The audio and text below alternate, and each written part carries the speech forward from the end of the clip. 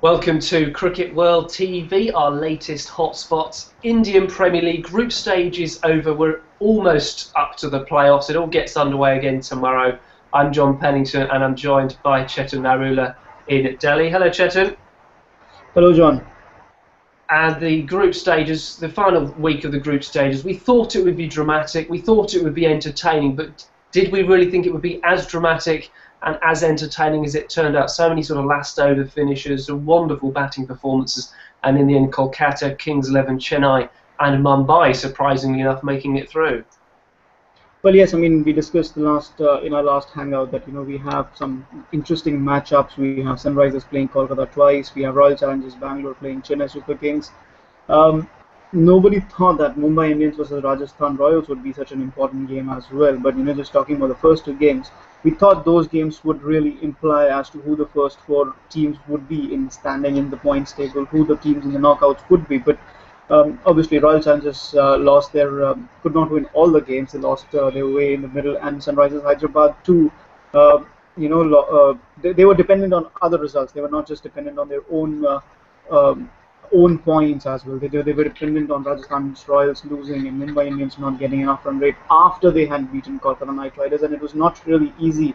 It's not really easy beating Kolkata Knight Riders at the moment. So yes, we thought it would be a tasty week of matchups, IPL matchups, but I think yes, I can fully agree that it's been a little more, just a little bit more dramatic than anybody would have anticipated.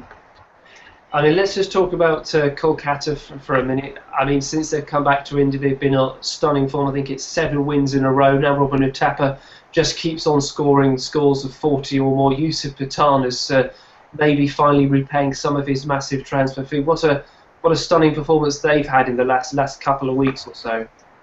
Absolutely, I think I remember correctly. If I remember correctly, I mean it was at Delhi when their winning run started. They snapped out of a losing run of 4 matches, and from then on, it's just been Gautam Gambhir and Robin Uthappa who've been stabilizing the top order. I think that they were experimenting in UAE with their playing 11 because they knew that when we go back to India we have the combination. I think they were one team that selected their combination keeping in mind just the Indian conditions. There are many other teams that have actually selected players in this year's auctions thinking okay, maybe we're going to play in South Africa.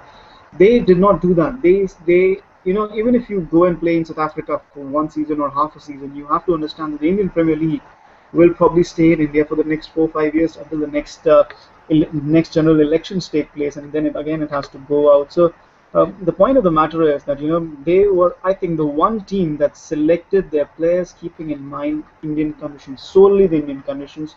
They're very well balanced squad. They did not have very big names. I mean, you're talking about somebody like Arvind Kumar or Piyush Chawla. They are, you can call them fringe players if you want to be really generous about it, because I don't think they have any they have any chances for playing for India on the international stage at the moment. But having said that, you have Manvinder Bisla, Robin Uthappa. What they had was a good combination and just needed it to kick on, and that's what really happened once they returned to India. They got those runs at the top of the order, which was what they were missing in the UAE, especially with Gautam Gambhir not scoring runs. And that is why Robin Uthappa, I think he's done much more than just win the orange cap. He's put Kolkata in contention. He sorted out their batting problems at the top of the order. He's given them a consolidated start in every single game, and the result is for everyone to see. They have 3 or 4 spinners that they can use in every match, and that's an unbeatable combination in T20 cricket in subcontinent. Certainly is, and I remember during a lot of our early hangouts, and you mentioned sort of batting order and team composition there, we kept on lamenting how the Mumbai Indians were just getting it wrong. They've got all these big hitting all-rounders, a talent like Rohit Sharma, couldn't get their batting order right, but the introduction of Lendl Simmons, I suppose, and a very timely return to form for Michael Hussey just obviously came at the right time for them, and they just about scraped through. So I suppose after such a poor start, this is one of the biggest, if not the biggest, turnarounds in IPL history, losing their first 5. Absolutely, I think Lendl Simmons has had a huge impact on Mumbai Indians' fortunes. I mean, if you consider the fact that they had Sachin Tendulkar, Ricky Ponting missing from the last season, then they sold off. They didn't really sell him off. They didn't pick him again. They didn't retain him. They didn't use a right to match card for him. and I'm talking about Dwayne Smith, considering what he's done for Chennai Super Kings. So they were missing someone at the top who would provide them the solidity, provide them the runs, provide them the quick starts. They thought, Michael Hussey will do it, Aditya Tare will do it, CM Gautam will do it, maybe Rohit Sharma will do it, and they've had so many changes to their batting order. I mean, you could count every different match. Every match they played, perhaps they've had a different batting order, I think. Uh, but they needed to hit upon the right batting order when the time was right. And with Lendl Simmons coming and making the top order his own, I think one of their biggest problems was sorted out, because once you get runs at the top and you still have wickets in hand, then the big hitters can take chances. The big hitters cannot take chances at 30 for 3 after 6 overs. They can take a chance when you're 80 for 1 after 8 overs. I mean, that's a good platform for the big hitters to take over the stage, and that's what really happened with Mumbai, particularly yesterday. It was always going to be a dicey call, 190 of just 14 and a half overs. They just needed some momentum at the top, and despite Lendl Simmons not scoring big yesterday, they still got there, and just goes to show that they had confidence in themselves. They had confidence in their batting, which had been growing since the last few matches. And you mentioned that remarkable game yesterday where the Mumbai Indians got home against the Rajasthan Royals. I mean, the Royals I think they are kicking themselves. We even saw Rahul Dravid with a rare sort of display of emotion yesterday. How on earth did they mess that up? They not just that game, because they had 2 or 3 chances before that to get through. They just, I think, complacency. Complacency is the word. I mean, they were careless, they were complacent, they were, I don't know, overconfident of qualifying. I don't really know what it was, because I don't think anybody knows what it was, because, you look at Kolkata Knight Riders. On the one hand, that is a team, they pushed and they pushed. They knew that, I mean, it's very clear. You get to the knockouts, you get to the first qualifier, and if you win that, you play 1 match less. I mean, the difference between winning and losing your momentum in this format is that 1 game. Kolkata Knight Riders wanted to play the first qualifier because they're playing at home, at Kolkata, at Eden Gardens, because they know they can beat Kings XI Punjab there. And then if they win that match, they go straight away into the finals on a winning streak of 8 matches. And their momentum stays the same, and they don't have to play an extra match and see, if they qualify or not. Now compare that with Rajasthan Royals. They were in a handsome position. They could have finished second. There was a stage where they were putting pressure on Chennai Super Kings for the second spot. What do? They rest Rahane in 1 match. They rest Steve Smith in 1 match. They rest Shane Watson in 1 match. Then they rest all 3 in 1 match. They rest Praveen Thitambe. They play 1 match entirely with youngsters. You cannot blame them, because they are the one team that has really pushed your youngsters through. But do what Kings XI Punjab are doing, especially when you're successful. You have your core of senior players. You change your youngsters around them. You do not just push all your youngsters in and say, oh, we don't need Shane Watson, we don't need Steve Smith, we can just qualify with our youngsters. You don't do that. What Rajasthan Royals were looking at was qualifying at 4th, winning the second qualifier, winning the eliminator, winning the second qualifier, and then going to the final. You're trying to do it the hard way. How can you possibly do it the hard way with a team that is full of youngsters against the likes of Chennai Super Kings, Kings XI Punjab? I mean, they just wrote their script to be knocked out of this IPL, and they fully. I mean, there's nothing like deserving in sport. Personally, I feel there's nothing like you deserve to win or lose in sport, but you have to say that Rajasthan Royals deserve to be knocked out here. Yeah, I agree with you entirely. Yeah, deserving is a sort of interesting word, and whether it is right in sport or not. But yeah, it just seemed like they were not trying to lose. I don't want to sort of suggest anything, but they were just giving themselves every opportunity not to go through, it seemed at times, which was an odd one, really. Chennai Super Kings, they were obviously up there at the top for most of the tournament, had a little bit of a slip. I think they lost 3 in a row before they beat Bangalore towards the end. Maybe missing Brendan McCullum a little at the top, but they're always there or thereabouts. And then they, of course, play Mumbai in the Eliminator. Just talk about their sort of end of season, because with all the drama around the other games, we haven't maybe... perhaps they've almost crept in under the radar a bit, because they were almost at the top for quite a while. Well, yes. I mean, what's happened with Chennai Super Kings? If you look at what their season in a whole, they couldn't get the first couple of games. They were not really getting the combination right, and they just started winning. And they realized, okay, this is a combination that really wins us matches. And they went on a winning run, 5, 6 games, if I remember correctly. They climbed to the second spot. They lost a couple of games. Then Brendan McCullum went back, and they again had to change. Obviously, Dwayne Bravo also got injured, so they, with McCullum missing and Bravo missing, they needed to rethink their strategy a bit, and that's when they made Faf to play open, and they had David Hussey coming in. So I thought these changes needed some time to take shape because yes, they've retained 5 of their players, but still you need that winning combination, and you need it to get going. I think that's what's happened with Chennai, but you have to tip your hat to their consistency. I mean, keep apart all keep away all the off-field incidents that have plagued them since last year. On the field, this team is bang on the money, and that's a very ironical thing to say because of what's been happening. But they are really bang on the money. I mean, is there any team which has been as consistent as Chennai Super Kings? They get to the knockouts every single time. I don't remember an IPL when they did not get to the knockouts. I don't. Do you, John? I don't. I'm not sure. Don't think they have failed, no. No, I don't think they have failed to get to in 2008, 2000 finals, 2009, 10, 11, 12. No, they haven't. They haven't failed to make the knockouts at any single IPL. So, which is amazing consistency. I don't think we can say of that about any other team. Um, so yes, they have been below the radar because they've been trying to get their combination right. But once again, they are there, and you know what's good about them, that they really kick it up a notch. Even if they're table topping, they will kick it up a notch and they'll become totally unbeatable. Now that at number 3, yes, they lost their second spot. Yes, they'll have to do it the harder way, win an extra game, but they will probably do that as well because that's what they do. That's what Chennai Super Kings do, and that's why probably they are the best team in T20 format, especially in especially in franchisee cricket. Uh, I'm not talking about at the international stage or anything, but I'm sure at the franchisee stage, the Caribbean Premier League, English. I think the name of the English Premier League changes every year. So T20 Blast, we're calling it this year. Yeah, T20 year. Blast this year. Let's call it the T20 Blast. The South African T20 League or the Big Bash, Sri Lanka or Pakistan or Bangladesh, which never really happened. Once in a blue moon they happen. But this has to be the best franchisee team in T20 cricket, no doubt.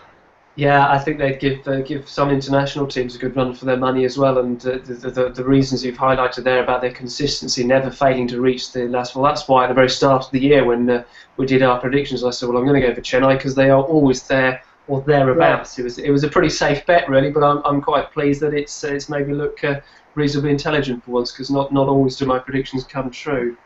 Looking ahead, just want to say one thing. Just want to say one thing. On that note, I mean, you would really want Chennai Super Kings to play one season of, say, the Big Bash. Let Chennai Super Kings play one season of Big Bash, and let's see what they are able to do on those pitches with the same squad. I mean, with the same rules, with just 4 overseas players, and let's see what they can do because, in these conditions, they're nearly unbeatable. Or is there an argument here, and I know we're going off the tangent, so I won't ask for a seriously detailed answer, but is there not an argument here that the Champions League should therefore rotate around India, Australia, South Africa, maybe the way it seems to really test the best sides in the world in different conditions? Well, Chennai Super Kings have won the Champions League T20 in South Africa, John, 2009 or 10, I'm not sure. It was one of those years when they did the double. 2010 maybe, because after defeating Mumbai Indians, I'm not sure.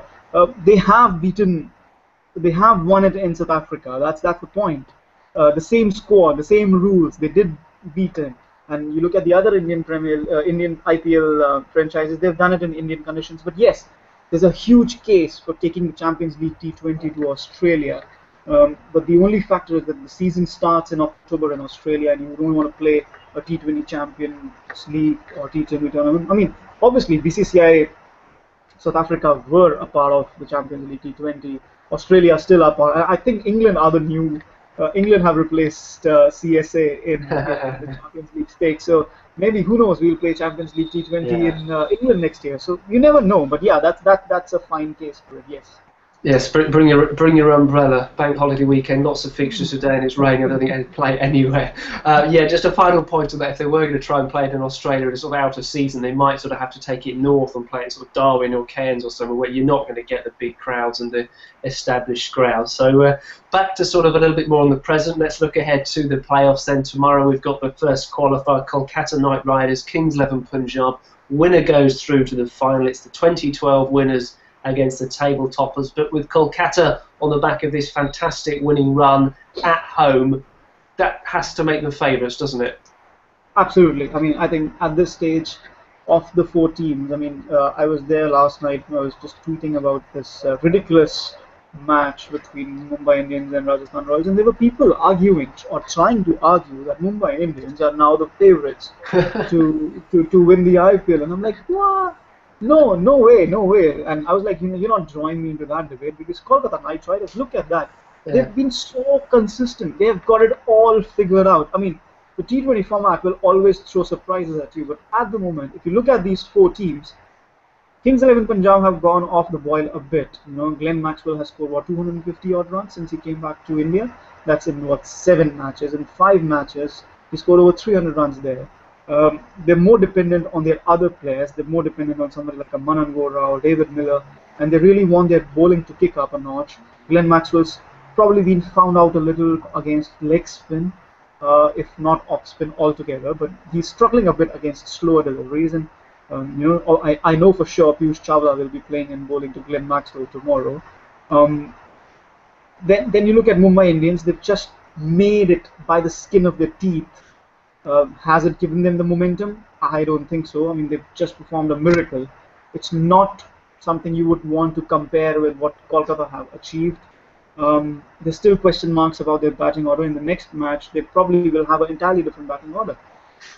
Chennai, as you said, they'll have to play one extra match, and who knows what happens because they're gonna face Mumbai.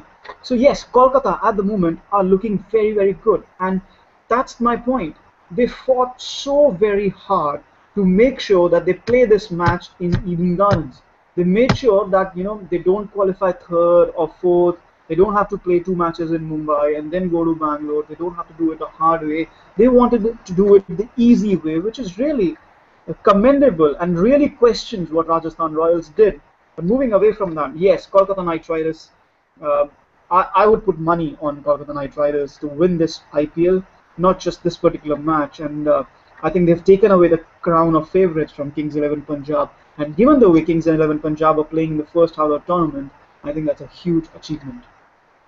Yeah, absolutely agree. I was just sort of thinking, if you look down that Kolkata team and you maybe match it up with the Kings 11, Uttapur, Gumbir, Pathan, Shakib, Tendushate, they're all in good form. You've got the bowlers performing. You've already spoken about the spinners, and that's how we were looking at Kings 11 maybe 3 or 4 weeks ago. So certainly with you there in that Kolkata are the favourites. Now they've got an obvious home advantage at Eden Gardens because that is their home ground. That's where they've played the last 4 or 5 games. No, maybe only 3 since they came back to India. On Wednesday, we've got Mumbai in Mumbai, but their home advantage maybe not as pronounced because it's not at their usual stadium. It's at the Brabourne Stadium. And I take your point about people trying to tell you that Mumbai are now the favourites. So I've seen the odds for the Chennai Mumbai game. They're almost certainly not favourites. So I think Chennai almost odds on to win that one. Absolutely. I mean, people are like their favourites, and I was like, favourites for what? Losing to Chennai Super Kings? Um, Yeah, I mean, you can't really discount the fact that Chennai Super Kings will take it up a notch. I mean, with the kind of inconsistency Mumbai Indians have shown in this IPL, and they're going up against Chennai Super Kings, who are really stable side. They've not enjoyed a winning run, but they are a side which are capable of just beating any team on their day, just any team in any situation. You have the players, Dwayne Smith, Faf, David Hussey, Suresh Raina, they've all gotten into form, and obviously there's MS Dhoni, then they have R. Ashwin, Mohit Sharma, Ravindra Jadeja. I mean, it's a side that's just bulging at the seams with quality. I'm not saying that Mumbai Indians don't have quality. They've bought quality from all over. Every year they bring in huge players, huge T20 players, muscle players, and big hitters to their side. But you look at the season. Just look at the season. There's just so much inconsistency with Mumbai Indians that Just on that factor, the ease with which Chennai Super Kings qualified. I mean, they were not. They were still a mathematical chance that they could be knocked out, but they really eased into qualification. That's what Chennai Super Kings did.